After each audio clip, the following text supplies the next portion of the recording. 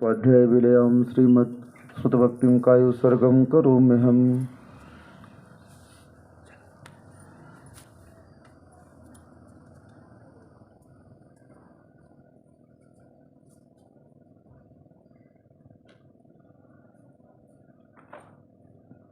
ओकारं बिंदु संयुक्तं नित्यं ध्यायन्ति योगिनः कामदं मोक्षदं चैवे ओंकाराय नमो नमः।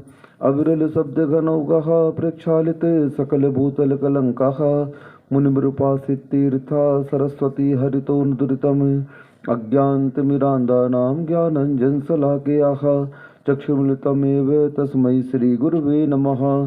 परम गुरुभ्यो नमः परम्पराचार्य गुरुभ्यो नमः। सकल कलश विध्वंसकम श्री साम परिवर्धकम धर्म संबंधकम भव्य जीव मना प्रतिबोधकारकमिदं शास्त्रम श्री परम पूज्य रत्नकरंडक श्रावकाचार्य जी नामधेयम्। अस्य मूल ग्रंथकर्तारः श्री सर्वज्ञ देवाः तदुत्तर ग्रंथकर्तारः श्री गणधर देवाः प्रतिगणधर देवाः तेषां वचनानुसार मासाद्य श्रीमद् आचार्य प्रवर श्री परम पूज्य समंत भद्र स्वामी जी देवेन विरचितम्। मंगलम भगवान वीरो मंगलम गौतमो गणी मंगलम कुंद कुंदाद्यो जैन धर्मोस्तु मंगलम सर्वमंगल मांगल्यम सर्वकल्याण कार्यक्रम प्रधानम सर्वधर्माणां जैनम जयतु शासनम कोटिशतं द्वादश्चैव कोटि लक्षाणि सिद्धिकानि चैव पञ्चाशदष्टौ च सहस्रसंख्य मेतच्छुदं पंचपदं नमामि अरहन्त भासयत्थं गढ़हर देवी गंथियम सम्मम पड़मामि भत्ति जुत्तो सुदनाण महो वयम सिरसा इच्छाई भंते सुध भत्ति कौसो को तस्सालोचुम सम अंगो भंग पहिने पाहुड़िय परियम सुत पड़मामि योगे पुब्बगे चूलिया चेव सुत्तथि तुदम कहायम से अनिचकालम अंचेमि पूज्यमि वंदामि नमस्सामि दुख को कम को हो बोहिला हो सुगई गमणम समाहि मरणम जिन गुण संपत्ति हो मज्जम नमोस्तु अपरानिक स्वाध्याय विलयम श्रीमद् आचार्य भक्तिं कायोत्सर्गं करोम्यहम्।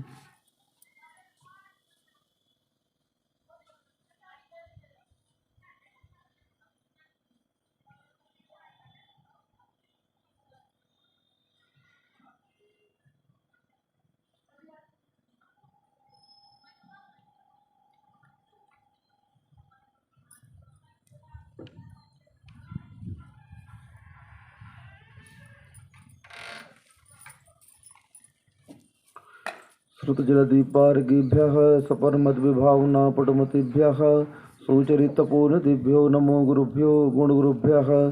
छत्तीसगुणसमग्रे पंचवीयाचार्यकरणसन्दर्शे शिष्यानुग्रह कुशले धम्मायिरे सदा वन्दे गुरुभक्ति संयमेणया तरन्ति संसार सायरम घोरम छिन्नन्ति अट्टिकं मम जन्म मरणं न पावन्ति ये नित्यं व्रतमंत्र होम नृता ध्यानाग्निहोत्राकुलः षट्कर्मा विरतास्तपोधन्दनः साधुक्रिया साधवः शीलप्रावरणा गुणप्रहरणाश्चन्दार्कतेजोदिकाः मोक्षद्वारकपाटपाटनभटाः प्रीणन्तु मां साधवः गुर्वाः पान्तु नो नित्यं ज्ञानदर्शननायकाः चारित्रणो गम्भीराः मोक्षमार्गोपदेशकाः इच्छाई भंते आर्यभत्ति कौसो को तस्सालोचम सम्मनाण सम्मदंसण सम्मचरिचुत्ताणम पंचफीयाचारणम आहिरियाणम आयारादिसुदनाड़वदेशयाणम उवज्झायाणम तीरणम पणर्याणम सभ्यसाहुडम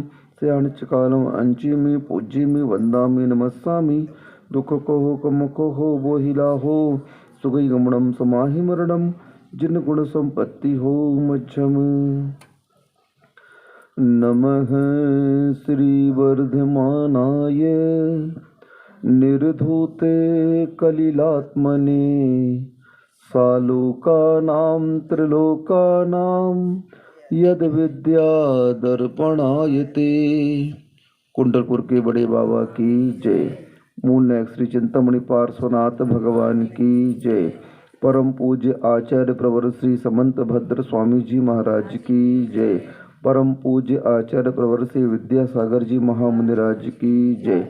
परम पूज्य निर्यापक मुनि श्री समता सागर जी महाराज की जय। कल आपके सामने सम्यक दर्शन के लक्षणों को बताते हुए कहा है कि सच्चे देवगुरु शास्त्र पर श्रद्धान करना, 3 मूर्ताओं से रहित होना, 8 अंगों से सहित होना और 8 मतों से रहित होने का नाम सम्यक दर्शन है। और जो इसे अपनाता है क्रियाओं में भी विचारों में भी, वही सम्यक दृष्टि होता है। कल हमने आपके सामने कहा कि सम्यक दृष्टि बनते ही प्रथम धर्म ध्यान प्रारंभ हो जाता है, जिसका नाम आज्ञा सम्यक्त्व है। प्रथम धर्म ध्यान का नाम क्या है? आज्ञा विषय धर्म ध्यान। आत्मानुशासन में 10 प्रकार के सम्यक दर्शन की विवेचना पूज्यवर गुणभद्र स्वामी महाराज जी ने की है। वहाँ पर भी आज्ञा सम्यक्त्व को लिया गया। सबसे बड़ा सम्यक दर्शन का मूल आधार आज्ञा सम्यक्त्व कहा गया है। इस आज्ञा के बिना कभी भी कोई जीव सम्यक दृष्टि नहीं बन सकता। वीतराग धर्म को अपनाए बिना, सच्चे देवगुरु शास्त्र पर श्रद्धान किए बिना किसी को भी सम्यक दर्शन नहीं होता है। नारकी भी, सुन रहे हो, नरकों में नारकी भी वीतरागता की आराधना करता है। क्या करता है? नारकी भी वीतरागता की आराधना करता है। वहाँ पर वह अपने ज्ञान के माध्यम से पश्चाताप करता है। ओहो, मैंने पूर्व में ये पर्याय प्राप्त की थी, ये कुल प्राप्त किया था, ये धर्म प्राप्त किया था, लेकिन मैंने उस धर्म के महात्म को नहीं समझा और मैंने अज्ञानता के कारण, मोह के कारण, राग द्वेष के वशीभूत होकर के इन संबंधों के चक्कर में पड़ करके इतना पाप किया कि आज मुझे नरकों का दुख भोगना पड़ रहा है। कहाँ का? किसके चक्कर में फंसी थी वह आत्मा? इन संबंधों के चक्कर में फंसी थी जिसमें आप लोग फंसे हो। उन संपत्तियों वैभवों के चक्कर में, पद प्रतिष्ठा के चक्कर में इतना राग द्वेष, इतना ममकार तुमकार किया कि वह आत्मा पहुंच गई नरक में। बाकी सब कहाँ गए पता नहीं, लेकिन करने वाले की गति क्या हुई। लेकिन जब उसे वेदना हुई वहाँ के क्षेत्र की, तो उसे समझ में आया, उसके ज्ञान में स्पष्ट झलक आया। अवधि ज्ञान में कुअवधि ज्ञान रहता, वहाँ कौन सा रहता है? कुअवधि ज्ञान में उसको समझ में आया, ओहो, कुछ निमित्त ऐसे मिले वेदना जैसे, या किसी देवों के आकर समझाए जाने पर उन्होंने वहाँ पर उस तत्व को पुनः प्राप्त किया और पुनः उस अंतरंग की पर्याय के माध्यम से सच्चे देवगुरु शास्त्र के ऊपर श्रद्धान किया, क्योंकि इसके बिना वह सम्यक दृष्टि बन ही नहीं सकता। अब वहाँ पर साक्षात जिन बिंब तो नहीं है, लेकिन फिर भी भावों के माध्यम से उसने पुनः उस वीतरागता को स्वीकार किया। जब नारकियों को सम्यक्त्व प्राप्त करने के लिए पुनः इस वीतरागता को स्वीकार करना पड़ता है, तो आज हमारा पुण्य कितना प्रबल है कि हम साक्षात वीतराग कुल में तो जन्म लिए ही हैं, लेकिन साथ ही साथ में आज हमें उनकी आराधना करने का साक्षात अवसर भी प्राप्त है। लेकिन बड़ी विडंबना है, उस नारकियों को, त्रियंचों को सम्यक दर्शन बहुत जल्दी हो जाता है। सुन रहे हो? क्यों होता है? क्योंकि वे अब पश्चाताप कर रहे हैं। क्या कर रहे हैं? आप त्रियंच गति के जीवों को देखो, उनकी अश्रुधारा अविरल रूप से बहती रहती है। इतना रोते हैं त्रियंच गति के जीव, इतना रोते हैं, वो व्यक्त नहीं कर पा रहे हैं। उन्हें जाति स्मरण के माध्यम से दिख जाता है, मैं सेठ था और मैं बकरा बन गया हूँ। क्या बन गया हूँ? क्यों बन गया बकरा? छल कपट किया, मायाचारी की इन परिवारों के लिए, इन संबंधियों के लिए, स्वयं के लिए, उसका परिणाम क्या हुआ? त्रियंच गति का बंद हो गया, भोगना पड़ रहा है। निमित्त जैसे मिलते हैं उनको जाति स्मरण हो जाता है। आप देख लो किसी भी जानवर को, गाय को, कुत्ते को, बिल्ली को, शेर को, उनके यहाँ स्पष्ट निशान रोने के बने रहते हैं, डार्क डार्क एकदम से। आप किसी भी जीव को देख लेना, आप सबके निशान ऐसे बने रहते हैं। आप तो धो लिया, पोंछ लिया, अब वो क्या करेंगे बेचारे, वो नहीं पोंछ पाते हैं। बरसात आदि में भले मिट जाए, बाकी समय में उनकी अश्रुधारा के निशान बने रहते हैं। ये क्या दिखा रहा है? वो अंदर अंदर रो रहे हैं, वो अंदर अंदर पश्चाताप कर रहे हैं कि देखो मैंने जो गलती की थी उस गलती का फल तो मुझे मिलेगा ही। मिलेगा क्या? मिल गया है। अब मैं वर्तमान में पश्चाताप करके ऐसी गलती नहीं करूँगा, नहीं करूँगा, नहीं करूँगा। इस तरह से वह पश्चाताप करते हुए अंदर अंदर दहकता है, प्रायश्चित की भट्टी में तपता है, अपने परिणामों को बदलता है, पुनः वीतरागता को अपने स्मरण में लाता है और अपने ही उस पर्यायों भावों के माध्यम से उसी पर्याय में पुनः वह वीतरागता को स्वीकार करता है, उनकी आराधना करता है। पहले तो अवहेलना की, क्या की? साक्षात कुल मिलने के बाद में पहले क्या की उसने? अवहेलना की, अपमान किया, निरादर किया, और उसके पश्चाताप, उसके परिणाम स्वरूप क्या फल मिला? उस गति में उस वेदना को भोगना पड़ा। पुनः वहां जाकर के उसने ABCD फिर से पढ़ी और वीतरागता को पुनः स्वीकार किया, तो वहां वह सम्यक दृष्टि बन गया। क्या बन गया?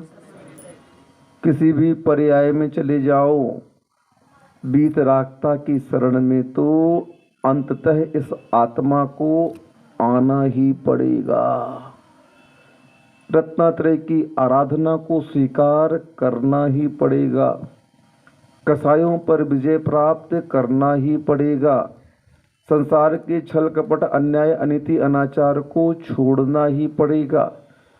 जब इस संसार में इन पापों के परिणाम अच्छे नहीं मिलते हैं तो फिर कर्म इस आत्मा को कैसे छोड़ देगा? मुझे बताओ तो। वर्तमान में इन पापों को करते हो तो संसार क्या, सरकार क्या देती है? संसार में दंड नहीं देती है क्या? जेल नहीं भेजती है क्या? साक्षात इस पर्याय में 5 पाप करने वाला, सप्त व्यसन करने वाला कहाँ जाता है? जेल के अंदर जाता है। क्यों गया जेल के अंदर? पाप को धर्म ने भी पाप कहा है तो शासन सत्ता ने भी उसे पाप कहा है। व्यवहार में भी पाप पाप है और निश्चय में पाप तो पाप है ही, परमार्थ में भी पाप पाप है, लेकिन संसार में भी पाप पाप है, अच्छा नहीं है। संसारी जीवन में भी इन पापों को करने वाले के प्रति हमारी नजरिया कैसा रहता है? देख लो आप, कैसा रहता है? अच्छा रहता है क्या? कोई पाप करता है उसके प्रति आपका दृष्टिकोण कैसा रहता है? क्यों नहीं रहता है अच्छा? अरे महाराज जी, ये तो चोर है, घर में किसी को चोरी की आदत लगी रहती है ना, और पता चला गया मान लो ये चोरी की आदत को लगी, तो घर में आते ही क्या, बाहर चलो, बाहर चलो। क्या हो? अब वो आहार देखने आ रहा महाराज की, और एक जन तकवारी कर रही, घुसे ना घर में। क्यों? इसकी आदत कैसी है? चोरी करने की है। अब बताओ, अब उसके उस अपराध के बदले में उसको हर जगह तिरस्कार मिल रहा है। क्या मिल रहा है? पुरस्कार मिल रहा है क्या? तिरस्कार मिल रहा है। हर जगह उसकी अवहेलना हो रही है, अपमान हो रहा है, उसको अच्छी दृष्टि से नहीं देखा जाता है। जब संसार में पाप को अच्छी दृष्टि से नहीं देखा जाता है तो फिर परमार्थ में तो उस पाप को पाप ही कहा है। क्या कहा है? उसका परिणाम तो उस कुगति के रूप में रख दिया गया है। इसलिए भैया अभी से इन पापों का प्रक्षालन करना शुरू कर लो। क्यों श्रावक के लिए 5 अणुव्रत दिए जाते हैं? क्यों अष्टमूल का संकल्प कराया जाता है आप लोगों को कि भाई 8 मूल गुण धारण कर लो? क्या है महाराज जी 8 मूल गुण? अरे इतना नहीं जानते हो जैनी होकर के? हैं? मध्यमांस मधु त्यागे सहानुव्रत पंचकम अष्टो मूल गुणा नाहुर गृहणाम शरणोत्तम। अविकारिका आएगी ये चारित्राधिकार के उपसंहार के रूप में पूज्यवर समंत भद्र स्वामी जी स्वयं कहेंगे। इसीलिए आप लोगों को कुछ न कुछ संकल्प के रूप में धर्म को यावत जीवन करना चाहिए। नियम नहीं, नियम तो कुछ समय के लिए होते हैं, यावत जीवम यम के रूप में लेना चाहिए। किसके रूप में? यम के रूप में। नियम परिमित काल के लिए होते हैं, सीमित काल के लिए, और यम यावत जीवन, मरते दम तक वह जो नियम होता है उसका नाम यम होता है। और जो तत्काल कुछ समय के लिए पक्ष ऋतुमान को लेकर के करते हैं तो वह नियम कहलाता है। तो इसीलिए कुछ कुलाचार की क्रियाएं ऐसी हैं जो आप लोगों को यम रूप रखनी चाहिए। कैसी रखनी चाहिए? हाँ, कि मैं अभक्ष का यावत जीवन त्याग करता हूँ, मैं रात्रि भोजन का जीवन पर्यंत त्याग करता हूँ, मैं परिग्रह आदि का परिमाण जीवन पर्यंत के लिए करता हूँ कि इससे ज़्यादा नहीं रखूँगा। करना चाहिए, क्योंकि एक छोटा सा नियम भी इस आत्मा को सद्गति में ले जाता है। रावण का क्या एक नियम था छोटा सा, जब महाराज सबको नियम दे रहे थे उसमें रावण भी लाइन में दर्शन के लिए लगा हुआ था। अर्धचक्री, क्या सोच रहे हो? बोले महाराज आज सबसे निर्बल मैं अपने आप को मान रहा हूं। क्या बोलता है रावण महाराज से? आज सबसे निर्बल मैं अपने आप को मान रहा हूं, मेरे अंदर इन धर्म के नियमों को लेने के परिणाम ही नहीं हो रहे हैं। कैसा मेरा पाप का उदय है। लेकिन महाराज मैं कोई न कोई नियम तो अवश्य लूंगा। बोले क्या लेना है तू ही बता दे। बोले जो स्त्री मुझे नहीं चाहेगी मैं उस स्त्री के साथ में संबंध नहीं बनाऊंगा। अपने आप को वह बड़ा सुंदर समझता था। क्या सोचता था कि मैं किसी को भी देखूंगा तो वो मेरी हो जाएगी। लेकिन उसे क्या पता सतियां भी होती हैं। और उस नियम का लेने का परिणाम देखो, भले ही वह अपहरण के रूप में तो बदनाम हुआ, लेकिन कुशील के रूप में पर वह बदनाम नहीं हुआ। गलती तो की उसने अपहरण करके, उसका दंड भी मिला, उसे सब कुछ मिला, लेकिन एक नियम का परिणाम देखो कि कितने बड़े पाप से वह बच गया।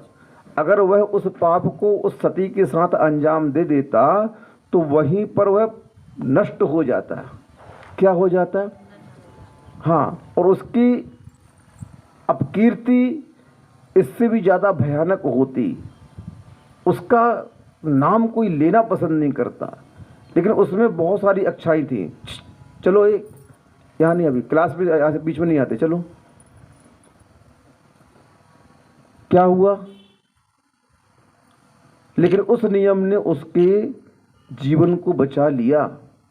और देखो भले वह नरक में पड़ा हुआ है, वह छोटा सा नियम उसके जीवन को बचा करके भविष्य में उसे तीर्थंकर बनाएगा।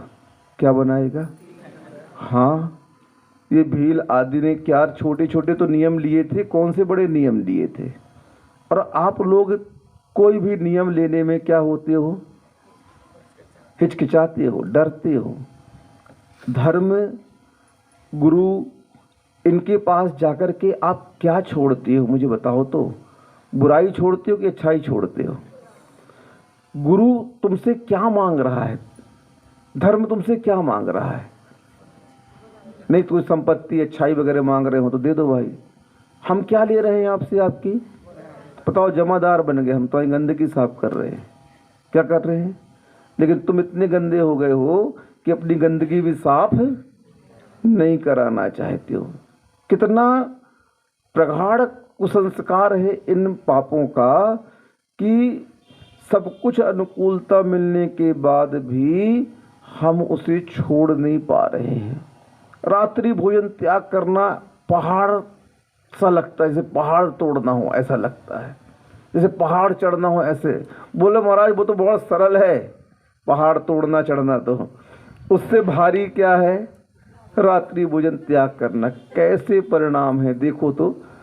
मैं ये नहीं कहता हम आप जैसे थे तो उस समय हमारे अंदर भी ऐसे ही परिणाम थे, क्योंकि जब तक अज्ञानता अंदर रखी हुई है, उस अज्ञानता के रहने के कारण जीव के ऐसे परिणाम नहीं होते हैं। उसका यही तो प्रभाव माना जाता है, और क्या है। उन मोहिनी कर्म का प्रभाव कैसे पता चलेगा कि मोहिनी कर्म है, अपना प्रभाव दिखा रही है, तो अच्छे कार्य के बीच में अड़ंगा डालेगी, वो आपके परिणामों को रोक देगी, करने नहीं देगी। इसीलिए गुरुदेव हमेशा कहते हैं, सुनो महाराज जी लोगों सुनो, जब आपके अंदर ये परिणाम आए कि आज हमें सामायिक नहीं करना है, स्वाध्याय नहीं करना है, साधना नहीं करना है, उस दिन समझ लेना मोहिनी कर्म अपना प्रभाव दिखा रहा है। और उस समय दूने उत्साह के साथ में और रुचि लेकर के समय को बढ़ाते हुए, अभी 1 घंटे सामायिक करते थे तो उस दिन 1.5 घंटे करना, 2 घंटे करना, 2.5 घंटे करना बैठ करके, उठना नहीं बिल्कुल भी। अगर तुम उठ गए तो तुम हार गए और वह जीत गया। कौन जीत गया? कर्म जीत गया। और तुम दीक्षित किस लिए हुए हो? कर्म को हराने के लिए। तो जब उसे हराने के लिए दीक्षित हुए हो, मोक्ष मार्ग पर आगे बढ़े हो, तो उसके प्रभाव को समझने का प्रयत्न करो। और क्या है, अगर हम दुश्मन के स्वभाव को नहीं समझते हैं तो उसके प्रभाव में आकर के हमारा मरण निश्चित ही है। इसलिए दुश्मन की हर चाल को समझना चाहिए। तो कर्म आपका कौन है? शत्रु है। तो शत्रु के प्रत्येक चाल को समझो ना, कि मोहिनी कर्म ही मुझे देखने नहीं दे रहा है, ग्रहण करने नहीं दे रहा है, कसाय करवा रहा है, ये अंतराय कर्म क्या कर रहा है, मुझे कार्य को करने नहीं दे रहा है, मेरे वीर्य को, मेरी शक्ति को छुपा रहा है, ये वेदनी कर्म मुझे पीड़ा दे रहा है, ये नाम कर्म मुझे नाना प्रकार की गतियों में रख रहा है, ये गोत्र कर्म मुझे ऊंच नीच बना रहा है। क्या है ये? आयु कर्म मुझे बांध करके रखा हुआ है संसार में। कर्म के स्वभाव को पहचानने का पुरुषार्थ करना चाहिए। उस शत्रु की प्रत्येक चाल को समझने का प्रयत्न करना चाहिए, तब कहीं जाकर के उस युद्ध में आपकी विजय होगी। किस चाल को वह रणांगण में चलेगा, युद्ध के मैदान में करेगा। सामने वाला योद्धा जो होशियार होता है पहले से अपनी नीति बना के चलता है। यहाँ भी युद्ध ही करना है एक तरह से। क्या करना है? कर्म और आत्मा के बीच में युद्ध ही करना है। वो युद्ध तो बहुत सरल है, कुछ अस्त्रों से जीता जा सकता है, और यह युद्ध बड़ा कठिन है, क्योंकि इस युद्ध में, कर्म और आत्मा के युद्ध में, अनादिकाल से बहुत कम आत्माएं ही विजय प्राप्त कर पाई हैं। बहुत कम। कितनी? बहुत कम आत्माएं इस कर्म शत्रु को जीत करके उस सिद्धालय पर आनंद का अनुभव कर रही हैं। बाकी तो सब पराजित होकर के इस कर्म की अधीनता को स्वीकार कर लेते हैं। आज तक यही होता आ रहा है। वह अवश्य खवाना चाह रहा है, हम खाने के लिए तैयार हैं। वह रात्रि भोजन खिलाना चाहता है, हम खाने के लिए तैयार हैं। गुटखा, शराब, बीड़ी, सिगरेट, वह चाहता है कि ये मेरे व्यसनों में लिप्त हो जाए, क्योंकि सब संसार में जितनी हैं ये कर्म की दुकानें तो हैं। किसकी दुकानें हैं? पाप को लाने के लिए जितने भी व्यसन आदि हैं, ये संसार परिभ्रमण में कर्म की दुकान है। और इस दुकान का माल तुम जितना लेते जाओगे उतना फायदा उस कर्म को होता जाएगा। कोई भी व्यापारी बड़ा आदमी कैसे बनता है? जब सब कोई उसका माल खरीदते हैं तो बड़ा आदमी बन जाता है। तो कर्म का माल कौन ले रहा है? संसार में सभी ले रहे हैं। बिना उसकी दुकान में खरीदी किए बिना तुम कुछ भी कार्य नहीं कर सकते हो संसार का। इतनी उसकी मोनोपोली है कि उसकी दुकान में आपको जाना पड़ेगा और वह अपने दुकान में बुला करके मनमाना रेट ले करके माल देता है। तो रेट भी ले लिया उसने और माल दिया, सो भी पाप का कारण हुआ। क्या हो गया? सब में उसका फायदा है। किसका फायदा है? कर्म का फायदा है। लुट कौन रहा है? आत्मा लुट रही है, जीव लुट रहा है। क्यों लुट रही हो? स्वयं की अज्ञानता के कारण, स्वयं के ममत्व के कारण, स्वयं के राग द्वेष परिणामों के कारण है हम लुटते चले जा रहे हैं। किसके लिए क्या क्या करने के परिणाम कर रहे हैं समझ में नहीं आ रहा है। क्यों कर रहे हैं ये भी समझ में नहीं आ रहा। बस हमारा है ये ममत्व आ गया और करे जा रहे हैं। क्या हो गया? चारुदत्त की कथा पढ़ी आप लोगों ने? सुनी? नहीं सुनी है? कैसी कथा है बताओ? कितना ममत्व करती है? उसको अपने देवर के साथ में कहाँ भेज देती है? बेश्या के घर। कौन भेज रही है? स्वयं की माँ भेज रही है। कौन भेज रही है?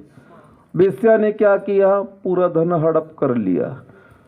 धन समाप्त हो गया, पुनः उसे शौच कूप में फेंक दिया। कहाँ फेंक दिया? सुअर चाट रहा है मुख उसका। बताओ क्या है ये? उन पापों का अंजाम तो देखो थोड़ा सा, कि उस पापों में लिप्त होने पर क्या अंजाम हुआ। पुनः उसने पुरुषार्थ करके धर्म को अपनाया तो क्या हुआ? पुनः संपदा प्राप्त हो गई पूरी और वह मोक्षगामी भी बन गया। क्या हो गया? बिना परिवर्तन किए विचारों में कभी भी हम कर्म पर विजय प्राप्त नहीं कर सकते हैं। करिए आप, चला करके इस त्याग पद को बेइए, स्वीकार करिए। मन तो किसी का भी मानने वाला नहीं है। मन को जबरदस्ती मनवाना पड़ेगा। इसका काम तो श्वान की भांति कहा है मन को। किसकी भांति कहा है? कुत्ते की भांति कहा है। कुत्ता को कितना अच्छा खिला दो लेकिन वह टट्टी देखते ही उस तरफ दौड़ता है, गंदगी देखते ही उस तरफ भागता है। उसका स्वभाव है। घर का पला कुत्ता भी क्यों ना हो, कहीं का कुत्ता क्यों ना हो, गंदगी दिख जाएगी तो वह उस ओर जाएगा, उस पर मुंह मारेगा। ये क्या है? क्या है ये? उसका नेचर हो गया। ऐसी मन का नेचर है। मन क्या करता है? कितना इसे धर्म ध्यान से नहलाओ धुलाओ, थोड़ी विषयों की खुराक सामने दिखती है तो सारे व्रत नियम संयम को वह खुटिया में टांग देता है। क्या कर देता है? सारे धर्म को वह एक कोने में रख करके उस ओर दौड़ पड़ता है। अब बताओ कैसा है ये मन? क्यों कर रहा है ये मन? क्योंकि उस मन को हमने अभी तक अपने नियंत्रण में नहीं रखा। हाँ, उस कुत्ते के गले में पट्टा बंध जाता है और पट्टा मालिक के हाथ में होता है, फिर वह कुत्ता दौड़ता तो है वहां पर। कहां पर? गंदगी की ओर। लेकिन मालिक क्या करता है? एक चक चल खींच लेता उसे। ऐसे ही मन के कुत्ते को संयम का पट्टा लगाना पड़ेगा। किसका पट्टा लगाना पड़ेगा? हाँ, और धर्म रूपी मालिक के हाथ में उस पट्टे को सौंपना पड़ेगा। तो वह धर्म रूपी मालिक उस संयम के पट्टे से बंधे हुए उस मन रूपी कुत्ते को विषय कसायों की ओर, भोगों की ओर नहीं जाने देगा, उसे रोक करके रखेगा। सारे के सारे प्रयत्न स्वयं को करने होंगे। सुन रहे हो? मोक्ष मार्ग अकेले का होता है। किसका होता है? इस मार्ग में देवगुरु शास्त्र निमित्त मात्र हैं। क्या है? मात्र निमित्त हैं। उस निमित्त को देख करके हमें उपादान स्वयं का जागृत करना पड़ेगा।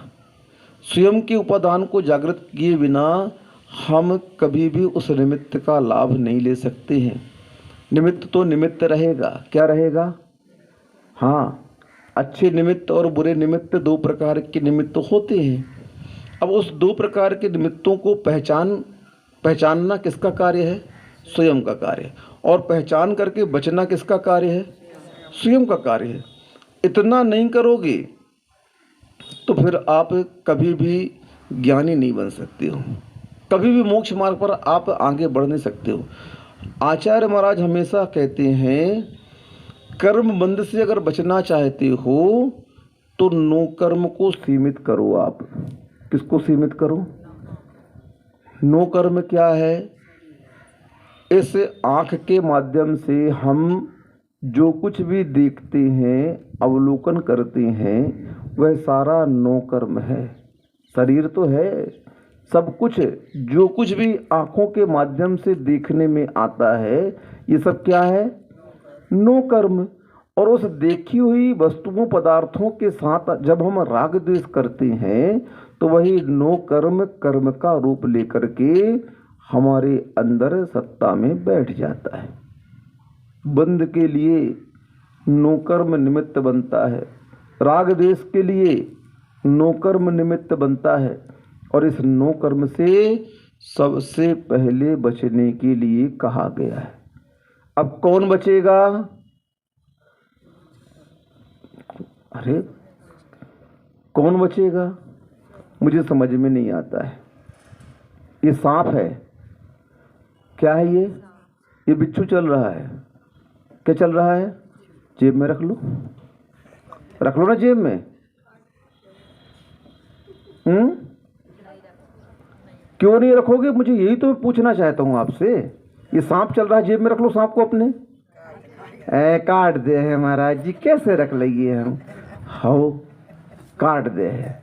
अब बताओ कितना ज्ञान है आपको कि वह सांप बिच्छू का स्वभाव जहरीला होता है, उसे अगर हम अपने पास रख लेते हैं तो उससे हमारे इस शरीर को अहित हो सकता है। आप उससे मात्र इसलिए बच रहे हैं कि शरीर को आप अपना मान रहे हैं। किसे अपना मान रहे हैं? ये शरीर मेरा है, विष अगर ये उगल देगा मेरे ऊपर तो मैं मरण को प्राप्त हो जाऊंगा। तो आपकी बुद्धि अभी बचने के लिए तो हो रही है, लेकिन किसके कारण से हो रही है? शरीर के कारण। क्योंकि शरीर को आपने क्या मान लिया? अपना।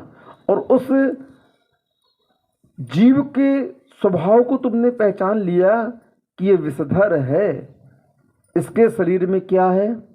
विष है, और उस विष से मेरा मरण हो सकता है। तो आप उसको देखते ही चार हाथ पीछे भागते हो, उससे बचने का उपाय ढूंढते हो, पुरुषार्थ करते हो। जंगल में शेर मिल जाए, कोई जंगली जानवर मिल जाए तो अपने आप को बचाने के लिए कितना प्रयत्न करते हैं? बताइए आप। किसकी चिंता है आपको? किसकी चिंता है? और उसके शरीर की चिंता तो है आपको अपने, लेकिन उसके नेचर को भी आप जान चुके हैं कि हम इससे जीत नहीं पाएंगे, तो उससे बचने का प्रयत्न करते हैं। अब बताओ, शरीर की रक्षा के लिए आप सांप बिच्छू शेर आदि जंगली जानवर से बचने का प्रयत्न करते हैं। क्यों? क्योंकि वे आपके शरीर का अहित कर सकते हैं। अरे भैया, ये शरीर को एक बार मारेंगे, लेकिन इससे ज्यादा खतरनाक जहरीला कौन है? संसार के विषय भोग कसाय आदि ऐसे हैं, ये ममत्व परिणाम ऐसे हैं जो इस जीव को बार बार मारते हैं। कितने बार मारते हैं? संसार रूपी सर्फ त्रिंच गति का जीव तो एक बार डसेगा तुम्हें, जंगली जानवर तिरंचकती के तो एक पर्याय को नाश करेंगे तुम्हारे, लेकिन ये विषय कसाय रूपी सर्प, बिच्छू, शेर आदि जंगली जानवर जैसे हैं, ये कितने भाव नाश कर रहे हैं? अनंतो भाव। जब जब संसार में पर्याय मिली तो इस आत्मा को किसने डसा है? विषय भोगों ने डसा। अब उस जीव के स्वभाव को तो तुम जान रहे हो, तो उससे बच रहे हो, तो इसके स्वभाव को क्यों नहीं पहचान रहे हो? बताओ, इससे बचने का प्रयत्न क्यों नहीं कर रहे हो? जो आत्मा से तुम नेह कर लो, उससे प्यार कर लो, तो तुम उससे बचने का प्रयत्न करोगे। लेकिन तुम्हें प्यार किससे है? पुद्गल से प्यार है, तुम्हारा श्रद्धान पुद्गल पे है। बस यही तुम्हारी उस दिशा और दशा को खराब किए हुए है। कौन? स्वयं की सोच हमारे जीवन को नाश कर रही है, और कोई नहीं कर रहा है। हम पतित हो रहे हैं स्वयं के कारण, हम पिट रहे हैं स्वयं के कारण, हम बर्बाद हो रहे हैं स्वयं के कारण। उस सब चीज़ों का हमें ज्ञान है कि सोना का लक्षण क्या है, हीरे का लक्षण क्या है। यहाँ तक कि रोज़मर्रा के लिए सड़ी सी सब्जी भाजी लेने जाते हो तो ठोक बजा करके लेते हो, बार बार देखते हो, नाखून घुसेड़ घुसेड़ करके देखते हो कैसी है लौकी, अच्छी है कि नहीं है? मटर फली खोल करके देखते हो, एक बीच में से फुस्सी फुस्सी दाना तो नहीं है? हर चीज़ सूंघ करके देखते हो, आँखों से देखते हो, हाथों से देखते हो, तब कहीं जाकर के उसे खरीदते हो। कितना निरीक्षण परीक्षण किया तुमने उस वस्तु का? बताओ, किया कि नहीं किया है? सब चीज का तुम्हें ज्ञान है, लेकिन आत्महित का ज्ञान नहीं है तुम्हें। बताओ, भोगों की सारी सामग्रियों के लिए आप प्रयत्न करते हो अच्छे से अच्छा मिल जाए, धर्म के लिए प्रयत्न नहीं करते हैं। उन पापों से बचने का हम प्रयत्न नहीं कर पाते हैं। अब बताओ कैसे तुम्हारा उद्धार होगा? कौन तुम्हारा आकर के उद्धार करेगा? कोई नहीं करेगा, कोई नहीं करेगा। तुम सोचो कोई आकर के, जैन धर्म स्पष्ट है, तीर्थंकर भी निमित्त मात्र हैं। जरूरी नहीं है कि उनके समोषण में जाकर के तुम्हें मुक्ति ही मिल जाए। वहाँ तो तत्व का उपदेश दिया जाता है, तत्व का व्याख्यान चलता है जैसे यहाँ चल रहा है, और उस तत्व के व्याख्यान में स्पष्ट कह दिया कि ये पाप है, ये धर्म है, इस पाप का अंजाम ये है, इस धर्म का अंजाम ये है। सीधा वहाँ तो एक्सप्लेन होता है। क्या होता है? एक्सप्लेन, व्याख्यात किया जाता है। व्याख्यान कर दिया, उपदेश दे दिया। उपदेश को मानना या नहीं मानना हमारे हाथ में है। किसके हाथ में है? जिन्होंने मान लिया उसका कल्याण हो गया, जिनने नहीं माना वो अपने भटक रहे संसार में। तीर्थंकर थोड़ी उनके पीछे दौड़ रहे। इधर आ, हम लोग तो कुछ भी थोड़ा बहुत डांट देते हैं। गुरु महाराज क्या कर देते हैं? थोड़ा सा नियम दे देते हैं, एक इधर आ, लेट आए स्वाध्याय में, चलो बाहर, कोई नहीं बैठेगा आज यहाँ से। सब डर के चले गए। जरूरी है डांटना? नहीं डांटेंगे तो अपने मनमानी करेंगे, जब मन में आएगा तब आएंगे। इसलिए हमने बोला भैया सर एक नियम तो बना ही लो, जितने आएंगे कम से कम शुद्ध आएंगे। भीड़ जोड़ने से क्या मतलब? करोड़ों के मूर्खों की भीड़ में एक ज्ञानी पर्याप्त होता है। क्या होता है? पर्याप्त है। हाँ, क्या करना इन मूर्खों की भीड़ जोड़ करके? आएंगे, संसार की बातें करेंगे, स्वयं का समय टाइम पास करना है और दूसरों का समय बर्बाद करना है। काम ही यही है उनका। क्या करें? इससे अच्छा नहीं आओ तो ठीक है। इनसे बचो। आचार्य बड़े हमेशा कहते हैं इस निमित्त से बचो, संसारियों से बचो, असंयमों से बचो। क्यों बचो? ये असंयम तो धारण किए हुए हैं और तुम संयम धारण किए हुए हो, तो किससे बचना है? 16 वाले को किससे बचना है? 17 वालों से। किससे बचना है? क्या 17 वालों को 16 वाले से बचना है क्या? बचना किसको है? 16 वालों को बचना है। क्यों बचना है भैया? शुद्ध तो हम हैं, वो तो जन्मजात अशुद्ध है। असंयम उनके साथ लगा हुआ है और असंयम की बहुलता ज़्यादा है, संयम की बहुलता कम है।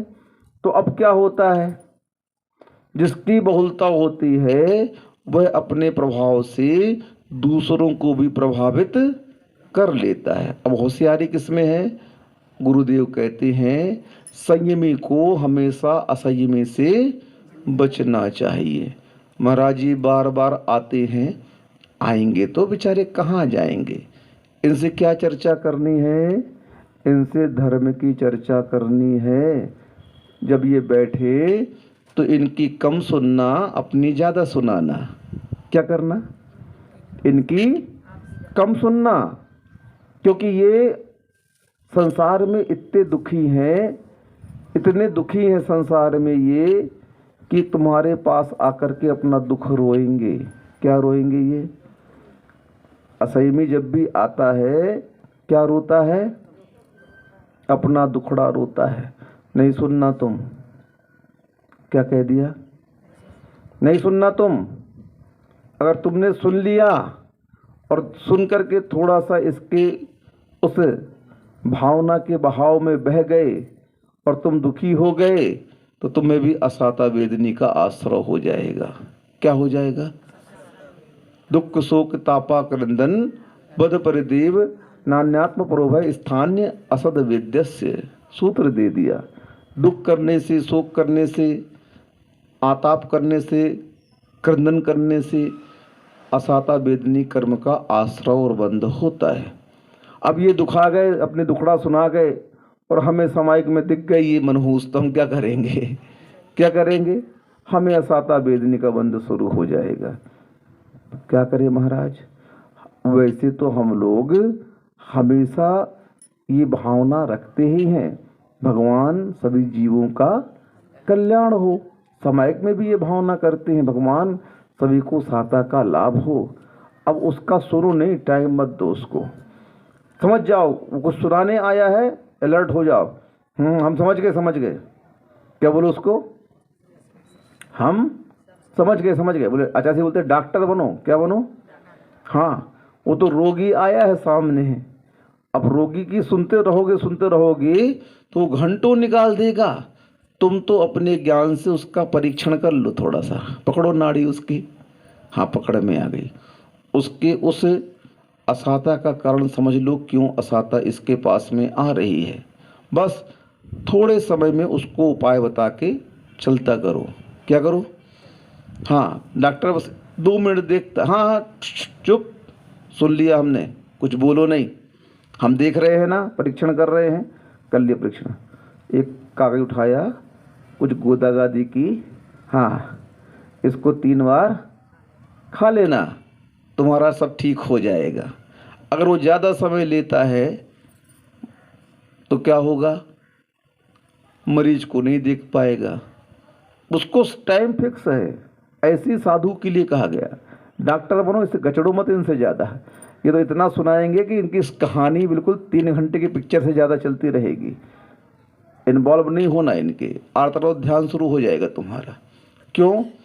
ये हमेशा नौकर में ही पड़े हुए हैं और ये भी तुम्हारे लिए नौकर बन के आ रहे हैं। क्या बन के आ रहे हैं?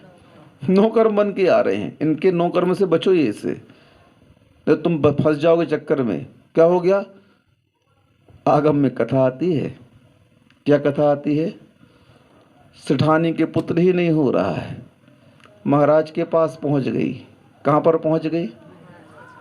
बड़ी धार्मिक सेठानी थी, सेठ जी बड़े धार्मिक थे। ऐसा बिलख बिलख करके रोए, ऐसा बिलख बिलख करके रोए कि महाराज उनके उस दुख से दुखी हो गए और ये भावना करने लगे, भगवान मैं ही इनका पुत्र बन जाऊं। मर करके उनके कोख में पुनः जन्म लेना पड़ा उन्हें। क्या करना पड़ा? कितना सुना गई ये बताओ, कितना सुना गए अपना दुख कि महाराज का हृदय कैसा हो गया, उस भावना में बह गया। इतने बड़े साधक होकर के मर करके निदान करके पुत्र हो गए, बताओ। इसीलिए नो कर्म के प्रभाव से बचना चाहिए। क्या करना चाहिए? नो कर्म से बचना चाहिए। साधना और कोई वस्तु नहीं है, हमें स्वयं अपने हित के बारे में चिंतन करना चाहिए और चिंता भी करनी चाहिए, दोनों काम करना चाहिए। क्या करना चाहिए? चिंतन भी करना चाहिए कि मेरा हित किसमें है, और उसकी चिंता भी करना चाहिए कि मैं कैसे बचूं इन नो कर्मों से, मैं कैसे इन कर्मों पर विजय प्राप्त करूं। ये पुरुषार्थ स्वयं के अधीन है। उपदेश उपदेश के रूप में रहेगा, लेकिन उस उपदेश को क्रिया रूप परिणत कौन करेगा? जो सम्यक दृष्टि है वही कर पाएगा। बाकी तो क्या होंगे? मिथ्या दृष्टि जीव को जिन वाणी न सुहाए, कई ऊँखे कई लड़ मरे, कई घर को वापस जाए। कितने लोग स्वाध्याय करते हैं, समाज की स्थिति देख लो आप। कितने लोग भगवान की पूजन अर्चन करते हैं, बताओ। इतनी बड़ी समाज है, बूढ़े बाढ़े दो चार चले जाते हैं, दो चार प्रौढ़ चले जाते हैं, दो चार लड़के चले जाते हैं, अपने घर से किसी को भेजना ही नहीं पसंद करते हैं। आप लोग बताओ, कितने बड़े दुश्मन हैं अपने परिवार के, आप लोग बताओ। बच्चों को ये नहीं बोलते हैं कि जाइए आप अभिषेक करके आइए। हम लोग छोटे थे, दादी बोलती थी जब तक टीका लगा के नहीं आओगे जब तक नाश्ता नहीं मिलेगा। क्या नहीं मिलेगा? और आज तक क्या हो गया? आजकल क्या हो गया? नहीं, वो बच्चा पाठशाला नहीं जा पाएगा, उसकी कोचिंग का समय रहता है। उल्टा ही माँ बाप मना करते हैं, बताओ। नहीं सो जा बेटा, बुधवार तो दिन भर बाजार में थक गए, गुड़ तिली बेचत बेचत है। हाँ, संक्रांति की बाजार थी, अब आराम से 9 साढ़े 9 बजे उठ जाइयो, अभी ग्राहक नहीं है, हम बैठे जा रहे दुकान में थोड़ी देर, हम मंदिर से आके बैठ जाए तो सो लो, आज थक गए हूँ। हाँ, ये दुश्मन है। कौन है ये? किससे रोक रहे हैं? किसके लिए आराम दे रहे हैं? इन पाप के कार्यों के लिए आराम दे रहे हैं और धर्म कार्यों के लिए विश्राम करने के लिए कह रहे हैं। क्या कह रहे हैं? मत जाओ बेटा मंदिर, हाँ छोका करने, कल कर लियो पूजा, कल कर लियो, आज बाजार को दिन है ना, दर्शन कराओ, हो गए हैं। गलत बोलते हो आप लोग। सुनो तो, ये संस्कार बचपन से डालने चाहिए। बच्चों की स्कूल ठंडी में समय बदल जाता है, 10 बजे स्कूल लगते हैं बच्चों के, सवेरे बच्चों को भेजिए ना अभिषेक करने के लिए। सम्यक दृष्टि तो वही माना जाता है जो अपने प्रभाव से अपने परिवार के परिणामों को बदल देता है।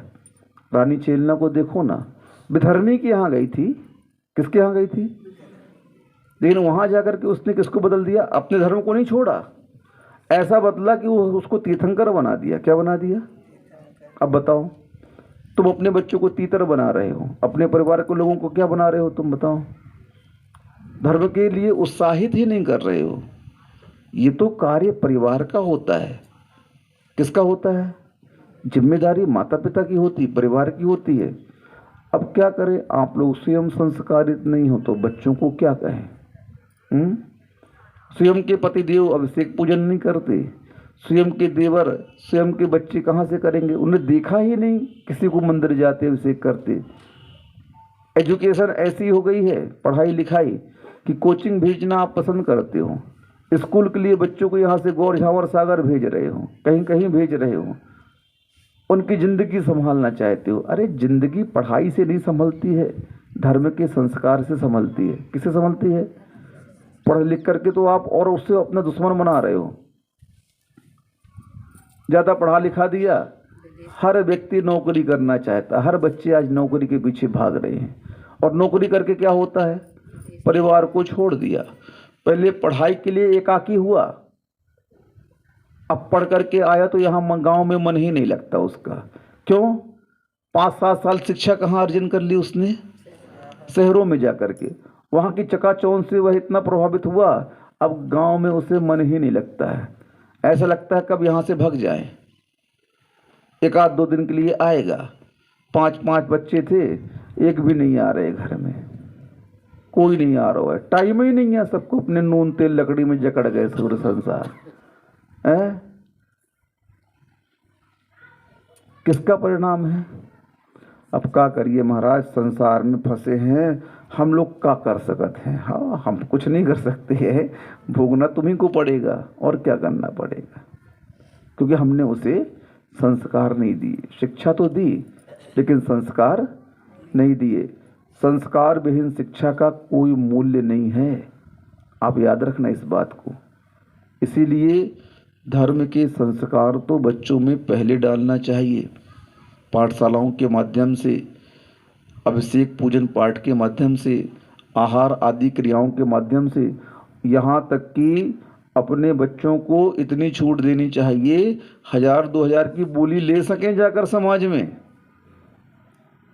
उनका जो मन है धर्म के प्रति लगना चाहिए। सुनो, 5000 की बोली तक ले लेना जाकर के, बोली होती तो इतना छूट तो देखो।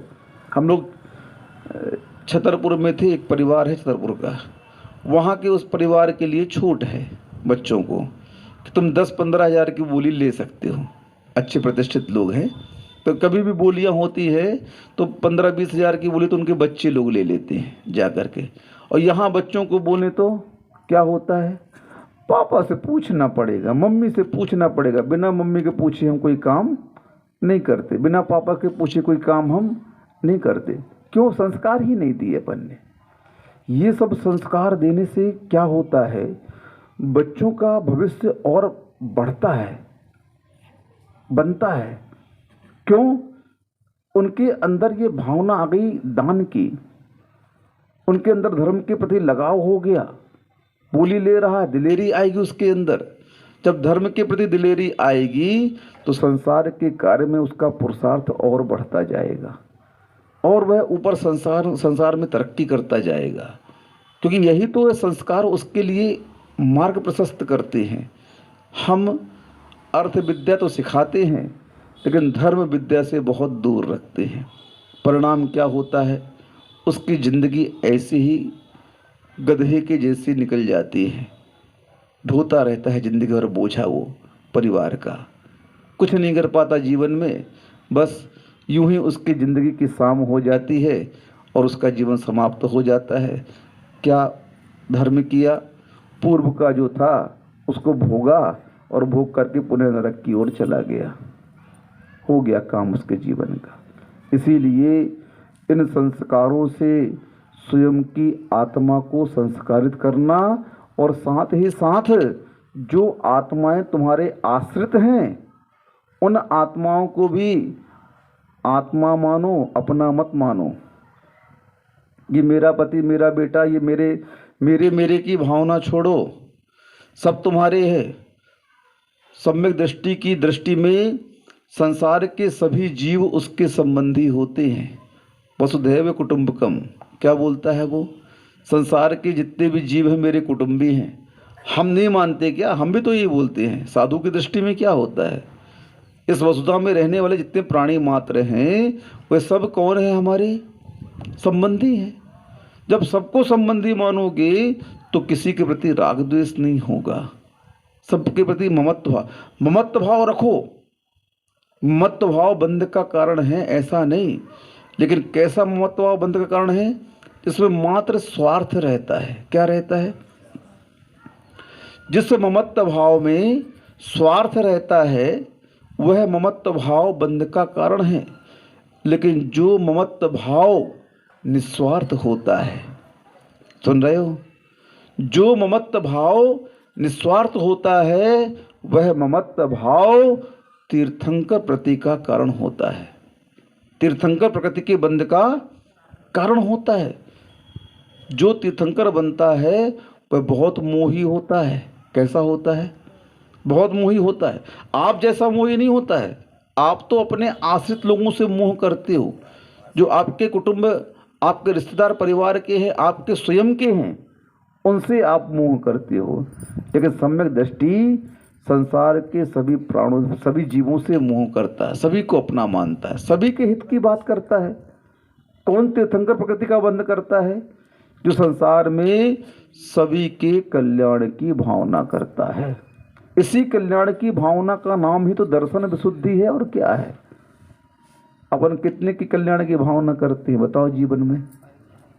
बोलो। बस अपनों के भी नहीं, अपने में भी अगर कोई ने तुम्हारा विरोध कर दो ना, तुम्हें को बेटा ने, अरे वो तो बड़ो वालो अच्छो है, छोटो वालो तो बेकार है, लियो। उसी में क्या हो गया? हाँ, जो तुम्हारी सेवा कर दे, थोड़ी सी पैर दबा दे, थोड़ा सी अनुकूलता ला करके रख दे आपके जीवन में, वो बहू बेटे आपके लिए अच्छे हैं। बाकी जो तो दुश्मन है, लो, अपनी कोख से जन्मे पुत्र को क्या बोल रहे हो, अपनी बहू को क्या बोल रहे हो, अपने भाई को क्या बोल रहे हो, अपने पिता को क्या बोल रहे हो? है थोड़ा सा हिस्सा बांट कम मिला। जबलपुर की घटना है, पुत्र ने पिता की अर्थी जला दी, पुतला बना करके अर्थी निकाली बाप की, बकायदा शमशान घाट गया, जलाया, मुड़मुड़ाया, तेरवी करी। आज से हमारा बाप मर गया। जिंदे बाप के साथ में ये हरकत कर दी उसने। क्यों? वो मेन रोड वाली दुकान हमको नहीं दी ना पापा ने, दूसरे को दे दी। किसको दे दी? लो साहब, क्या हो गया? जीते जी बाप से बैर हो गया, बाप को मार दिया, तेरवी कर दी, संबंध विच्छेद कर दिया। कितना पाप का बंध किया होगा, सोचो तो थोड़ा सा। ये राग भाव, ये ममत्व भाव स्वार्थ को लेकर के होता है, और इस स्वार्थ के चपेट में जो कोई भी आएगा वो जल करके ही रहेगा। इसीलिए प्रभावना कब होती है, राग द्वेष से व्यक्ति कब बचता है, कसाय कब उपशमित होती है, कि जब हम संसार के सभी जीवों को अपनी आत्मा के समान देखते हैं।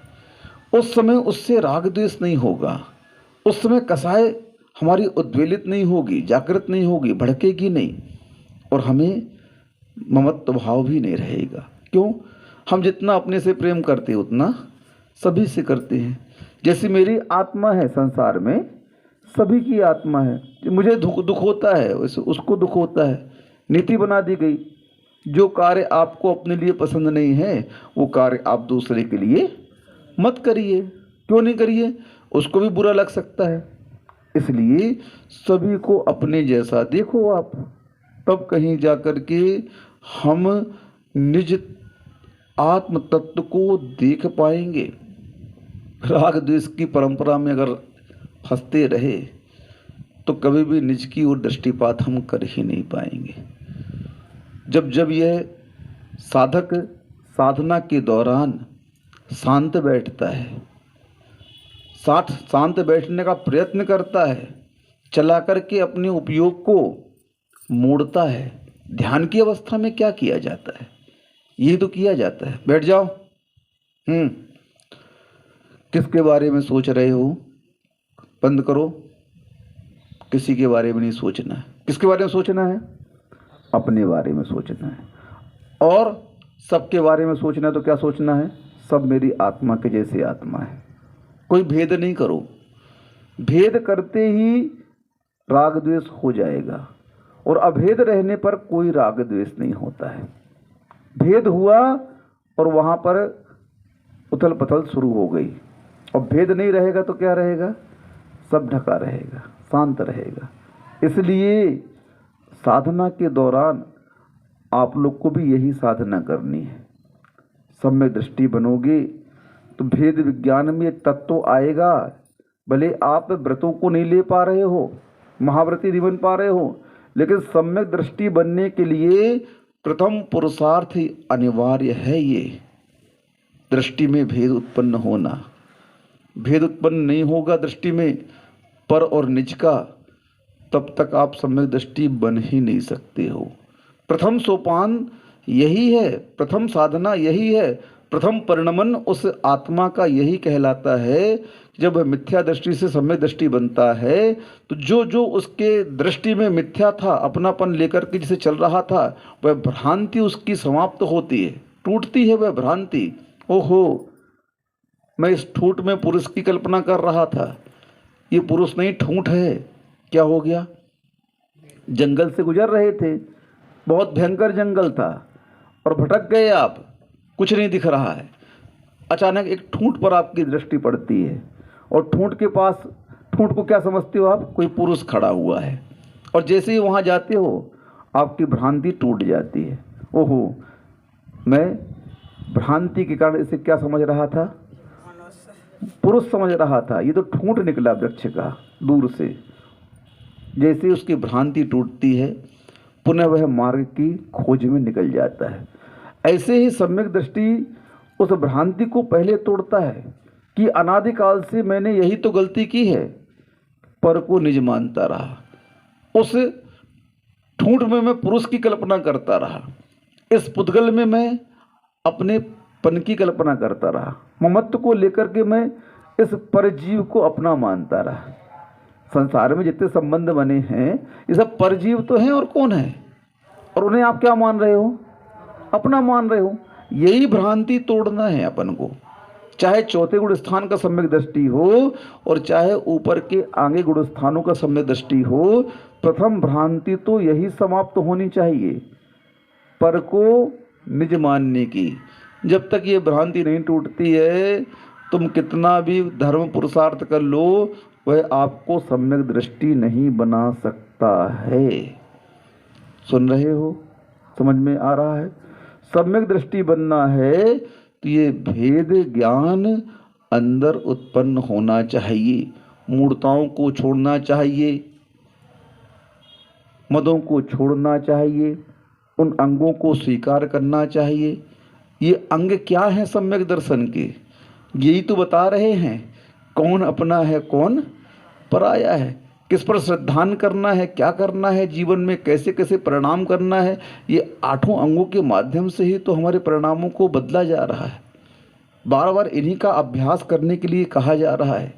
जब तक इस पुरुषार्थ को हम क्रिया रूप परिणत नहीं करेंगे, जब तक अपने परिणामों को हम बदलेंगे नहीं, जब तक हम अपने मन को स्वयं अपनी साधना के माध्यम से नो कर्म से नहीं बचाएंगे, ममत्व से नहीं बचेंगे, राग द्वेष कसाय आदि से नहीं बचेंगे, भोग आदि से नहीं बचेंगे, अनीति अन्याय से नहीं बचेंगे, पापों से व्यसनों से नहीं बचेंगे, तब तक हमें बचाने वाला कोई नहीं है संसार में। स्वयं को इनसे बचाते हुए जब हम धर्म की ओर आगे बढ़ेंगे, धर्म की क्रियाओं करेंगे, तभी हमारा मोक्ष मार्ग प्रशस्त हो पाएगा। नहीं तो संसार मार्ग ही समझना आप अपना। क्या समझना? संसार मार्ग ही है। इस भ्रांति को तोड़िए और उस धर्म को स्वीकार करिए, मन का निरोध करिए, मन को अपने साधना के माध्यम से वश में करिए। नहीं तो यह मन इस आत्मा को कहाँ ले जाएगा? बेलगाम घोड़ा सवार को कहाँ ले जाता है? गड्ढे में गिराता है। ऐसे ही यह मन उस स्वान की भांति, उस घोड़े की भांति इस आत्मा को हमेशा गिराता आ रहा है। एक बार मन को आप संभाल लें, सब कुछ संभल जाएगा। ज़्यादा साधना नहीं करनी है, अपने परिणाम और अपने स्वयं के मन को प्रशिक्षित करना है। एक बार उसे प्रशिक्षित कर दीजिए आप, तप के माध्यम से, संयम के माध्यम से, पूजा उपासना ध्यान आदि के माध्यम से, बस फिर वह सही लाइन में चलेगा। निमित्त को पहचानने का पुरुषार्थ करिए। कौन से अच्छे निमित्त हैं, कौन से बुरे निमित्त हैं, इनसे बचने का पुरुषार्थ स्वयं करना पड़ेगा। मार्ग पर चलते हैं तो उस उबड़ खाबड़ रोड में पत्थरों से बचने का पुरुषार्थ कौन करता है? उन कांटों से बचने का पुरुषार्थ कौन करता है? कांच आदि पड़े हुए हैं, खील आदि पड़े हुए हैं, उनसे बचने का पुरुषार्थ कौन करता है? स्वयं करता है। जब स्वयं बच के चलोगे तो तुम्हारी देह सुरक्षित रहेगी, और तुम आगे बढ़ पाओगे। ऐसे ही मोक्ष मार्ग पर आगे बढ़ना है तो स्वयं ही अपने उपयोग के माध्यम से, अपने योग के माध्यम से, अपने भावनाओं के माध्यम से, इन विकारों से बचते हुए जब हम आगे बढ़ेंगे तभी हम वीतरागता को प्राप्त करेंगे। और वही वीतरागता का नाम ही सम्यक दर्शन है। अहिंसा परमो धर्म की। जिन वाणी के ज्ञानते सूझे लोकालोक, सो वाणी मस्तक नमो सदा दे तो हूँ ठोक। हे जिन वाणी भारती तो ही जपो जिन रैन, जो तेरो